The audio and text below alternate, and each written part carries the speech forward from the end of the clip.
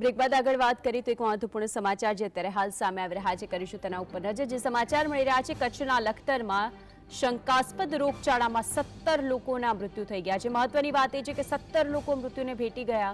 વધુ એક પિતા પુત્રના મૃત્યુથી આજે મૃત્યુઆંક છે તે 17 પહોંચ્યો છે।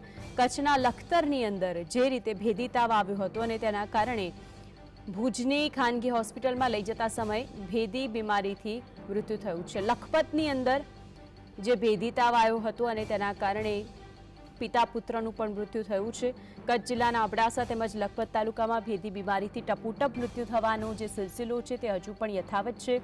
આજે વધુ એક દર્દીનું મૃત્યુ થયું। અબડાસાના ભારાવણમાં છેલ્લા 24 કલાકમાં પિતા પુત્ર સહિત 3 લોકોના મૃત્યુ થયા છે। આ જિલ્લામાં મૃત્યુનો કુલ આંક છે કે જે હવે 17 પર પહોંચ્યો છે।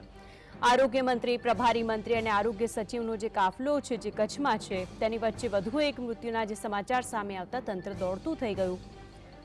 મંત્રીઓએ દર્દીઓના ખબર અંતર પૂછ્યા હતા તેમજ ભુજ ખાતે સમીક્ષા બેઠક પણ યોજી। તેની વચ્ચે આ ભેદી જે રોગચાળો છે જે અટકવાનું નામ નથી લઈ રહ્યો। ભેદી બીમારીથી વધુ એક યુવકના મૃત્યુના પગલે આરોગ્ય વિભાગની ચિંતા છે કે જે વધી ગઈ છે।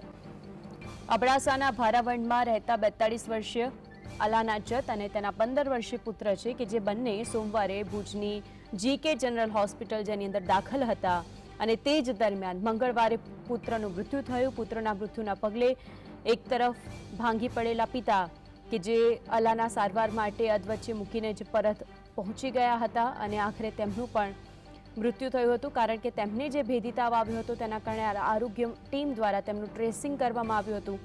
તંત્રની ટીમ તપાસ કરતી હતી અને તેના નિવાસસ્થાને જ્યારે તેઓ પહોંચે છે તેના છેલ્લા 24 કલાકમાં જ ભારાવડમાં બંને પિતા અને પુત્ર બંનેના મૃત્યુ થઈ જાય છે।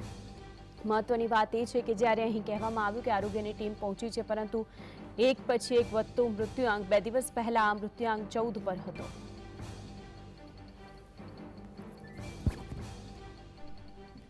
તો આજે અંગે વધુ માહિતી માટે સંવાદદાતા દાઉદ જોડાઈ ગયા છે। દાઉદ, 14 પર હતો મૃત્યુઆંક હવે 17 સુધી પહોંચી ગયું છે। પુત્રનું મૃત્યુ થયું તે પછી પિતાનું પણ મૃત્યુ થયું, વિગતો શું છે ત્યાંથી?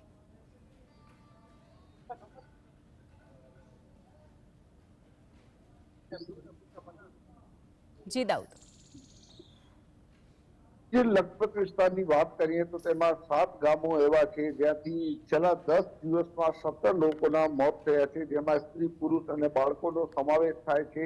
ત્યારે આરોગ્ય જે થતું છે કચ્છનું આરોગ્ય વિભાગ તેની બેદરકારી તો છતી થઈ છે કારણ કે એક દિવસમાં 3ના મૃત્યુ થયા બાદ ચોથા વ્યક્તિનું પણ મૃત્યુ થયું હતું। ત્યાર સુધી આરોગ્ય તંત્રે કોઈ દરકાર લીધી ન હતી અને 3 જે મોત થયા હતા એક દિવસમાં એક જ ગામના અને એક જ પરિવારના હોવા છતાં પણ આરોગ્ય તંત્રની ટીમે ખબર સુદ્ધા પણ ન લીધી હતી। ત્યારથી સૌથી મોટી વાત એ છે જે વિસ્તારમાં મૃત્યુ થઈ રહ્યા છે તે વિસ્તારમાં જ આરોગ્યના ખાતે મોટી ખોટ જોવા મળી રહી છે કારણ કે ત્યાં જે એક જ ડોક્ટર પર આખો વિસ્તાર નિર્ભીક છે। ત્યારે જો છેલ્લા 10 દિવસની વાત કરીએ તો અત્યાર સુધીનો આંકડો 17 ઉપર પહોંચ્યો છે, જેમાં 2 દિવસ પહેલા એક કરુણ ઘટના બની જેમાં પિતા પુત્રને સારવાર માટે દાખલ કરવામાં આવ્યા હતા। પુત્રના મોતના સમાચાર મળતા પિતા પોતાની સારવાર અધવચ્ચે મૂકી અને ઘરે પરત ચાલ્યા ગયા હતા, પરંતુ આઘાતમાં આવેલા પિતાનું પણ બીજા દિવસે મોત થયું। એટલે કે 2 દિવસ પહેલા 15 મોતનો આંકડો પહોંચ્યો હતો, ત્યારબાદ 2 મોત બીજા આવ્યા છે। એટલે કે આજે એક મહિલાનો સાથે છેલ્લા 10 દિવસમાં કુલ 17 વ્યક્તિઓના મોત થયા છે। ત્યારે ગઈકાલે જ હજી જે આરોગ્ય મંત્રી છે ઋષિકેશ પટેલ અને પ્રફુલ પાનસેરિયા જે કચ્છના પ્રભારી મંત્રી છે તેઓ પણ અહીંયા રિવ્યુ બેઠક લીધી હતી કલેક્ટર ઓફિસમાં। તેઓ અસરગ્રસ્ત વિસ્તારોની મુલાકાત લીધી હતી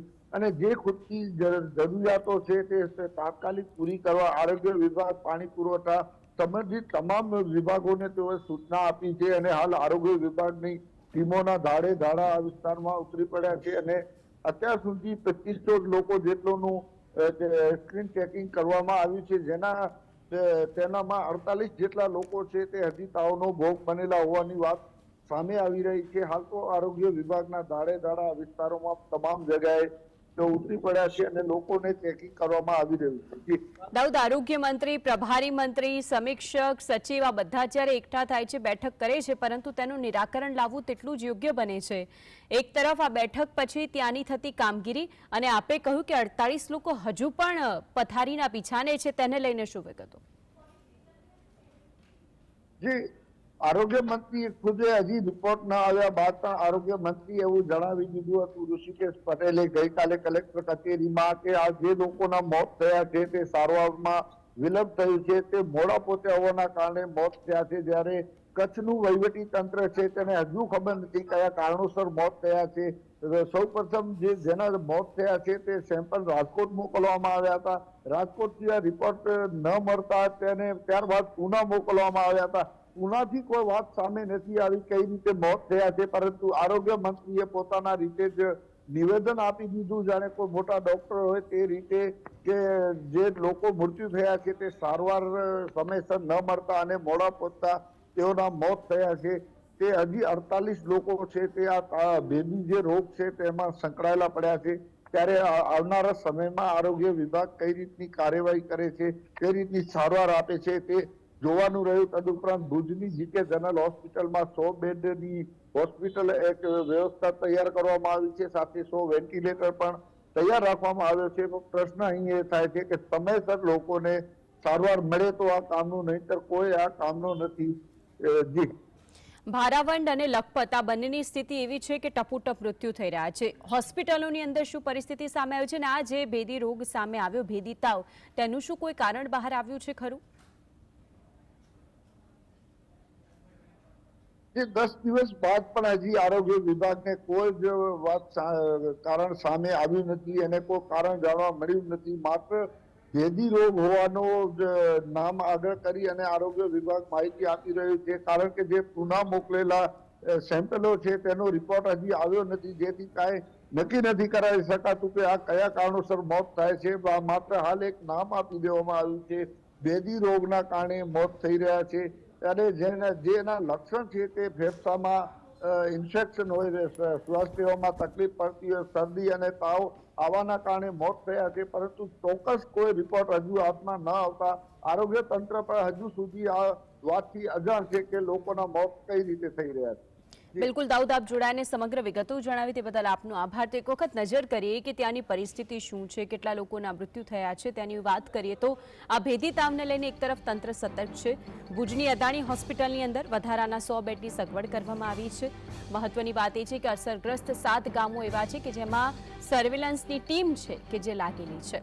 આ ભેદી તાવને લઈને જ્યારે તંત્ર એલર્ટ છે ત્યારે 108ની ટીમ પણ ડેપ્યુટ કરવામાં આવી છે. અન્ય જિલ્લામાંથી 50 તબીબોની ટીમ છે કે જેને પણ તૈનાત કરવામાં આવી. ભેદી તાવને લઈને તંત્રની સતર્કતા, તેમાં પણ તાવના સેમ્પલ છે કે જેને પુના મોકલવામાં આવ્યા છે.